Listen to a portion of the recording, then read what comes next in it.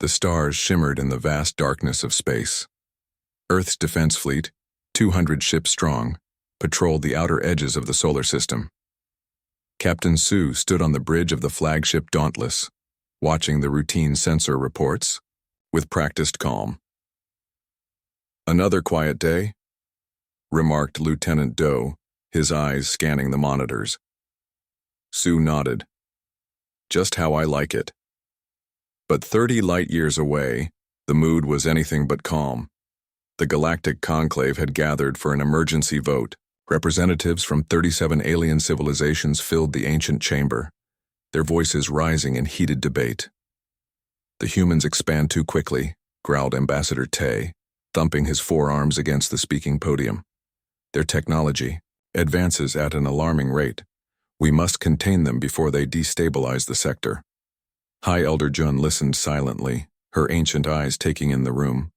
The humans were newcomers to space travel, barely 2 centuries since their first primitive rockets. Yet they had already established colonies on 12 worlds and built a fleet that rivaled those of species who had traveled among the stars for millennia.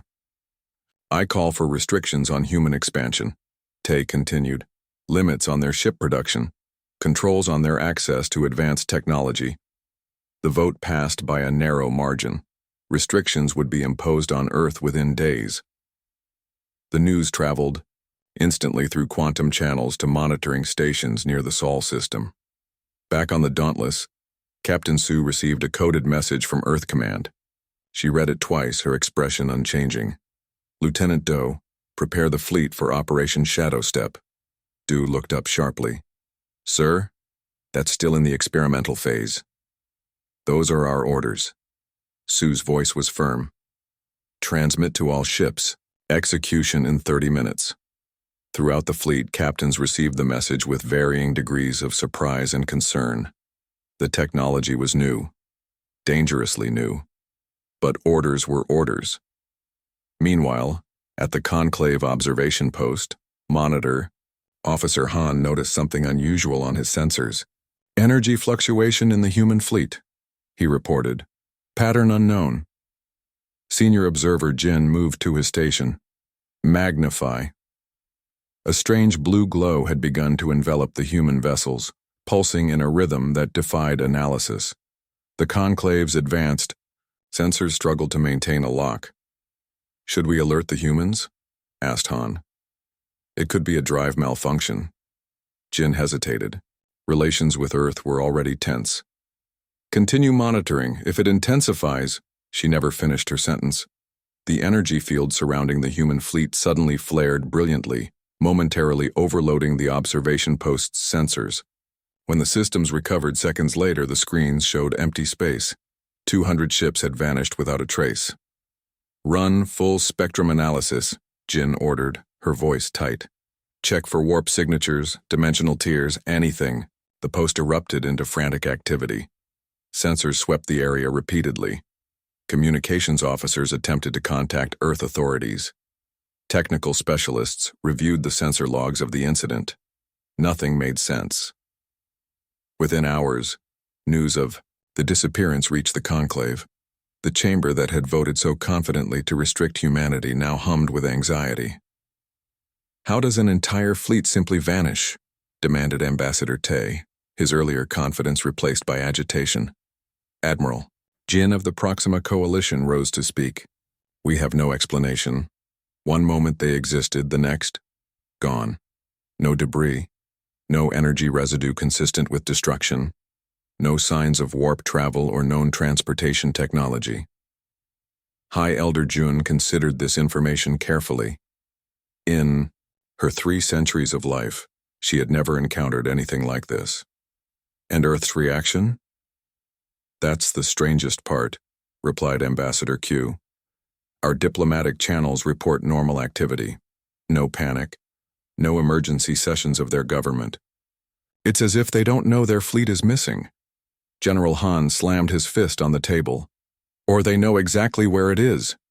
This could be a new weapon, a threat to us all." The chamber erupted in fearful speculation. Some demanded immediate military action against Earth. Others called for a complete quarantine of the Sol system. High Elder Jun raised her hand for silence. We will not act in haste or fear. I will lead an investigation team to Seoul. We must understand what has happened before we decide how to respond. As the conclave meeting adjourned, Jun walked slowly to her private chambers. She paused at the ancient star map that showed the known galaxy. Humans had been considered primitive, their territory marked in the smallest of sectors. Yet somehow, they had just demonstrated technology beyond anything the conclave possessed. We've underestimated them, she whispered to herself. The question is, by how much? The delegation from the Galactic Conclave arrived in Earth's solar system 3 days later. Their flagship, the Solemn Truth, led a small fleet of research and diplomatic vessels. High Elder Jun stood on the command deck, studying the blue-green planet on the main screen. Beautiful, isn't it? She remarked to Dr. Song, who stood beside her. Yes, Song agreed. Hard to believe such a young species could cause so much concern. Earth authorities had granted the Conclave permission to investigate the fleet's disappearance, though they continued to deny any knowledge of unusual events. The humans had assigned their own liaison, a calm-faced official named Director Park, to accompany the alien scientists. We welcome your help in locating our missing ships, Park told them during the first meeting. His face showed appropriate concern, but Jun noticed his pulse remained steady. Too steady. Dr. Song led the scientific team. Her specialty was emerging technologies, particularly in the field of space-time manipulation. For 2 weeks, they analyzed every reading taken during the disappearance event. They interviewed human officials. They sent probes to the exact location where the fleet had vanished. Nothing makes sense, Song confessed to Jun during their private evening meal. The energy signature we recorded doesn't match any known technology. It's not warp. It's not quantum tunneling. It's not anything in our scientific database. Jun sipped her tea thoughtfully. Could they have been destroyed? Song shook her head. No debris. No radiation. No distortion of the surrounding space that would indicate a massive explosion. Could they have traveled to another dimension? Possible, but that would leave distinct markers in the quantum field. We found none. The investigation continued. General Han arrived with military experts who insisted on examining human shipyards and research facilities. The humans allowed this with surprising openness. They're showing us everything except what matters, Han grumbled after a week of inspections. Their visible technology is exactly what we expected, slightly behind the Conclave standard. But this disappearance suggests capabilities far beyond that. Jun arranged a private meeting with Earth's Defense Council. 5 humans sat across from her, their faces neutral as she described the Conclave's concerns. We mean no disrespect, Jun said carefully. But we believe Earth is concealing information about advanced transportation technology. The sudden disappearance of your fleet suggests capabilities unknown to the wider galactic community. The head of the council, a gray-haired woman named Minister Kim, smiled politely. I understand your concern, Elder Jun. But I assure you, if we possessed such remarkable technology, we would have shared it with our galactic neighbors. Jun noticed the slight change in Kim's eye movement, a familiar pattern recognized across most species. Deception. That night, Ambassador Q joined Jun in her quarters aboard the Solemn Truth. The humans are lying, he said bluntly. But why? And where is their fleet? Before Jun could answer, an urgent message came from one of their sensor outposts at the edge of explored space. Dr. Song rushed in moments later with the data. You need to see this, she said, activating the holographic display. The grainy footage showed what appeared to be a human vessel, but unlike any design on record, it moved with impossible speed, executing maneuvers that defied known physics. Before disappearing in a flash of the same blue energy they had recorded during the fleet's vanishing. When was this recorded? Jun asked. 3 months ago, Song replied. The outpost dismissed it as a sensor malfunction. Jun felt a chill. 3 months before the disappearance, they were testing the technology. General Han reviewed the footage twice. This changes everything.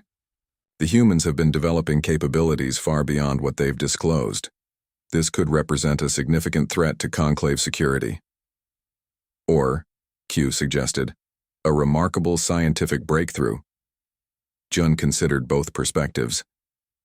We need more information before reaching the Conclave. Dr. Song, continue analyzing this footage. General Han, discreetly increase security around our vessels. Ambassador Q, arrange another meeting with Earth authorities. Later that night, alone in her quarters, Jun studied the old texts describing humanity's brief history among the stars. They had survived multiple near extinctions on their home planet. They had developed from primitive tribes to space travelers in a mere blink of cosmic time. We've been measuring them by our standards, she whispered to herself. But they don't develop as we do. A soft alert sounded. A message from Earth. Minister Kim requesting a private meeting at dawn. Jun accepted immediately. Something had changed. Perhaps now they would learn the truth about Earth's vanished fleet. Minister Kim arrived at the meeting alone, which surprised High Elder Jun. Usually, human officials traveled with advisors and security. The private conference room aboard the Tiu Solemn Truth had been chosen for its security features. No recording devices could function within its walls. Thank you for agreeing to meet, Kim said, accepting the seat offered to her. She looked tired but composed. I sensed you had something important to discuss, Jun replied, studying the human carefully. Kim placed a small device on the table between them. This will ensure absolute privacy. After activating it, a faint hum filled the air. Now we can speak freely. Jun waited patiently. You've been asking about our missing fleet, Kim finally said. The truth is complex, Elder Jun. We know exactly where our ships are. As I suspected, Jun said. Will you tell me? Kim's expression became grave. Before I do, I need you to understand something about humanity. Throughout our history, we've been forced to adapt rapidly to survive. When faced with threats, we develop solutions. The Conclave vote to restrict Earth was not a threat, Jun pointed out. Wasn't it? Kim's eyes sharpened. Your oldest civilizations took thousands of years to develop interstellar travel. We did it in less than 3 centuries after our Industrial Revolution. This frightens you. Jun didn't deny it. Rapid advancement without proper ethical development is concerning. And who determines what proper ethical development means? Kim asked. The Conclave? Species who evolved under completely different conditions? The conversation paused as Jun considered this perspective. The fleet, she finally prompted. Kim nodded.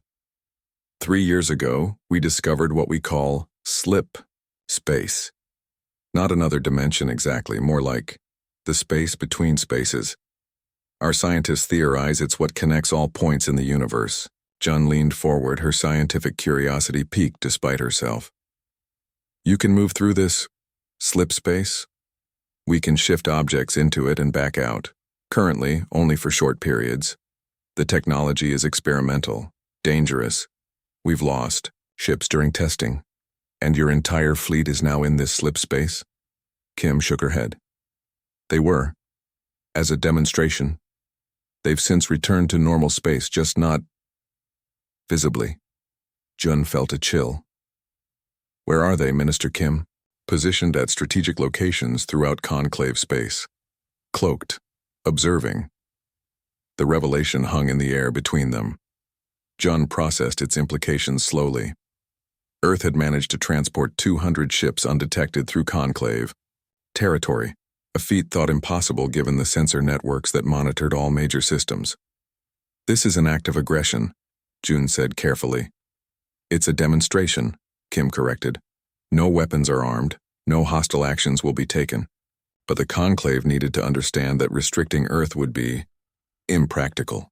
Before Jun could respond, an urgent alert sounded throughout the ship. Ambassador Q's voice came through the communication system. Elder Jun, please report to the command center immediately. In the command center, dozens of reports flooded in from across Conclave space. Earth vessels had appeared simultaneously near 27 major worlds. including all 7 founding species' homeworlds. How is this possible? General Han demanded, his face contorted with rage. Our detection systems should have identified them long before they reached such sensitive positions. Dr. Song was analyzing the readings with rapid precision.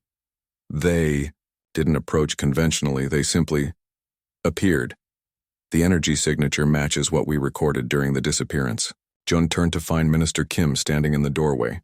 Your fleet will remain in position for exactly 1 hour, Kim stated calmly. They will take no aggressive action. This is merely a demonstration of capacity. General Han moved toward her, threateningly. This is an act of war. Jun raised her hand, stopping him. It is a message, she said quietly. One we would be wise to hear clearly. That night, as the Conclave delegation prepared urgent reports, every major communication channel across Conclave space received the same broadcast. A human female in a simple military uniform appeared on screens across thousands of worlds. People of the Galactic Conclave, she began. I am Admiral Mi of Earth Defense. Today you have witnessed a fraction of our capabilities. We seek peaceful cooperation among equals, not domination. However, we will not accept limitations imposed by others. She paused, her expression serious but not threatening. The Conclave has observed our restraint as generosity. It was prudence. The next time you vote to restrict Earth, remember, we've been holding back. The broadcast ended. Exactly 1 hour after appearing, all Earth vessels vanished again. Jun Yaber stood alone in her quarters watching the stars. The galaxy had changed today. The balance of power had shifted, and the Conclave would need to reconsider everything they thought they knew about the young species from the 3rd planet of a relatively unremarkable yellow star. The emergency session of the Galactic Conclave lasted 5 days with no breaks. Representatives argued bitterly about how to respond to Earth's display of power. Some called for immediate military action. Others suggested diplomatic solutions.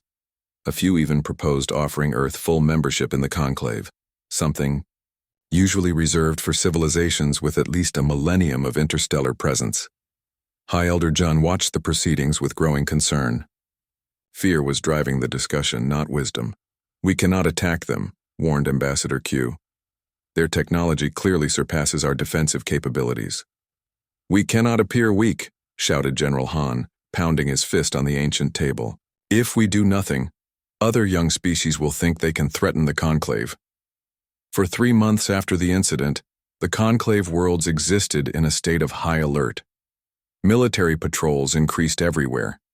Trade suffered as merchant ships refused to travel without protection. Scientists worked day and night to understand the slipspace technology Earth had demonstrated. No one succeeded. Meanwhile, Earth made no further moves. Their diplomatic channels remained open. Their representatives attended scheduled meetings. They acted as if nothing unusual had happened. This normal behavior somehow frightened the Conclave, even more than threats would have. On the Viridian homeworld, Defense Minister Shin reviewed the latest security reports with growing frustration. His planet, one of the founding members of the Conclave, had tripled its defense budget. Citizens lived in fear of human ships appearing suddenly above their cities. Any success in detecting their cloaking technology? He asked his chief scientist. The scientist, Director Bay, shook her head. None. We can't find what we don't understand. Shin looked out the window at the capital city below. 3 months of waiting. What are they planning? At that exact moment, alarms blared throughout the complex. The main screen activated automatically, showing a massive human vessel that had appeared in orbit directly above them. Across Conclave space, the same scene played out simultaneously. Earth ships reappeared at precisely the same strategic positions they had demonstrated months earlier, but this time there were more of them. On 27 different worlds, panicked officials waited for demands or attacks. None came. The ships simply hung in space, silent, weapons systems inactive, responding to no communication attempts. On the Conclave capital world, High Elder Jun was awakened by the news. She hurried to the emergency command center where General Han was already coordinating the response. Still no communication from them. Han reported grimly. No movement, no energy readings suggesting weapon charging. How long have they been in position? Jun asked. 47 minutes, replied Commander Lee, checking the chronometer. Wait, something's happening. On the screens, the human vessels began to emit the now familiar blue energy signature. Within seconds, they vanished as suddenly as they had appeared. The same phenomenon occurred simultaneously across all 27 locations. Track them, ordered General Han. They must reappear somewhere. 6 hours later, the answer came. The entire Earth fleet had reappeared in perfect formation around their home planet, all 200 ships plus the additional vessels that had been positioned throughout Conclave space. A message was broadcast on open channels. The demonstration is complete. Earth remains open to peaceful relations with all Conclave worlds. Krysh? The days that followed, debate raged within the Conclave. What did Earth want? Why display their power without making demands? Military analysts suggested they were preparing for a larger conflict. Diplomats believed they simply wanted recognition of their strength. Ambassador Q, known for her moderate views, surprised many with her passionate address to the full conclave. We've misunderstood humans fundamentally, she declared. We saw their short history among the stars and assumed they were primitive. We measured their technology by our standards and found it wanting. She paused, looking around the chamber. But they don't think like us. They don't develop like us. While we've been watching them through the lens of our own evolution, they've been studying us, learning our weaknesses, and developing technologies that operate on principles we haven't even considered. Her words silenced the chamber. I propose we offer Earth full membership in the conclave, not out of fear, but out of recognition that they have earned their place among us. Different does not mean inferior. Younger does not mean weaker. The vote was scheduled for the following week. Meanwhile, Earth sent a formal request for a meeting. They asked that High Elder Jun come alone to a neutral location. Jun agreed without hesitation. Perhaps now, after this remarkable display of power and restraint, they would finally learn what humanity truly wanted from the galaxy. As her ship prepared for departure, Jun reflected on the strange young species that had so thoroughly disrupted the galactic order. In her 3 centuries of life, she had never encountered anything like them. The meeting place was a small uninhabited moon orbiting a gas giant in neutral space. High Elder Jun's shuttle landed near the only structure on the airless surface, Oi, simple dome erected by the humans. Through the transparent walls, she could see a single figure waiting inside. Jun entered the pressurized dome alone. The air smelled slightly different from what she was used to. Earth standard, she realized. Admiral Mi stood waiting, dressed in a simple dark uniform with minimal insignia. Thank you for coming, Elder Jun, the Admiral said with a respectful bow. Your demonstration left me little choice, Jun replied, but her tone held no anger. They sat at a small table where refreshments had been prepared, both human and Viridian varieties. Jun noticed the attention to detail and appreciated the gesture. I believe it's time we spoke truthfully, Mi began. No diplomats, no posturing. Jun nodded. Why did Earth develop this technology in secret? Why reveal it in such a dramatic fashion? Mi considered the question carefully. When we first encountered the conclave, we were excited to join a galactic community. But we quickly realized we were viewed as children, tolerated, not respected. Your species is very young, Jun pointed out. By your standards, Mi agreed. But age and wisdom aren't always connected. We noticed how the conclave treated other, emerging civilizations, the restrictions, the guidance that kept them dependent for centuries.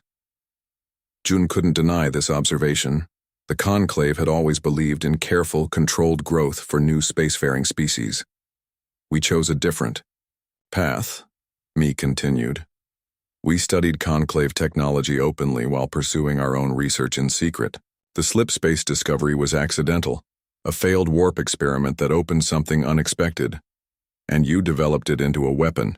Mi shook her head firmly. A tool. One with many potential uses beyond military applications. Instant transportation of people, resources, medical supplies. The ability to reach distant stars without decades of travel. Yet you chose to demonstrate it as a threat, June said. As a necessary show of strength, Mi corrected. The Conclave only respects power. We needed you to see us as equals before meaningful conversation could begin. June sipped her drink thoughtfully. What does Earth want now? 3 things, Mi Xiao replied. First, full membership in the Conclave with equal voting rights. Second, freedom to explore beyond current Conclave boundaries. There are vast regions of space no one has visited. And third, recognition of different development paths. Not every species needs to follow the same 1,000-year plan the Conclave prescribes. 1 year later, High Elder Jun stood before the full assembly of the Galactic Conclave. Beside her stood Admiral Mai, now serving as Earth's first official representative. The chamber was filled to capacity. Every member world had sent delegates to witness this historic moment. Today we welcome Earth as the 38th full member of the Galactic Conclave, June announced formally. Their petition has been approved by unanimous vote. The declaration was met with polite applause. June noticed that the applause from the older species seemed slightly forced. Fear and respect were not the same thing, but they were a beginning. The Igari newly ratified Human Conclave Accord contained surprisingly modest terms. Earth had requested only what Mi had outlined: equal standing, freedom to explore, and autonomy in their technological development. In return, they had agreed to share certain aspects of their slipspace technology for peaceful applications. After the ceremony, Jun and Mi met privately in the ancient gardens of the Conclave headquarters. You could have demanded much more, June observed. Why didn't you? Mi smiled. Because domination isn't our goal, partnership is. We simply needed to change the conversation.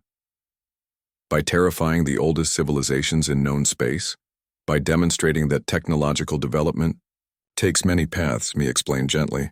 Your people reached the stars through careful steps over thousands of years. Humans take leaps, sometimes dangerous ones.